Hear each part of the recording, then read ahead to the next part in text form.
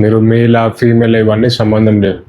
But work out చేసిన ప్రతిసారి మొత్తం మన బట్టలన్నీ తడిచిపోవాలి, టాప్ టు బాటమ్ మొత్తం తడిచిపోవాలి.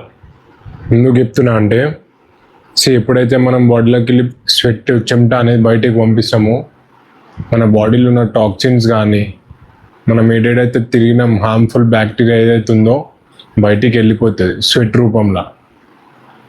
సో అప్పుడు మన బాడీ అనేది ఫ్రెష్ ఫీల్ అవుతుంది, మన మైండ్ అనేది యాక్టివ్గా ఉంటుంది, డోపమిన్ అనే హ్యాపీ హార్మోన్స్ రిలీజ్ అవుతాయి బాడీలో, ఆకలి మంచిగా అవుతుంది,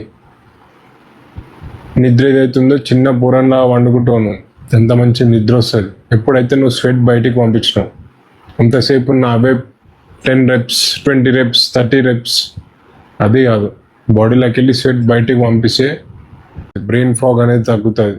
అంటే చాలా బెనిఫిట్స్ ఉంటాయి. అది నువ్వు ఏడ వర్కౌట్ చేసినావు, జిమ్ చేసావా, నువ్వు రన్నింగ్ చేసావా, సైక్లింగ్ చేసావా, ఇంకేమైనా చేసావా, అది నీ ఇష్టం.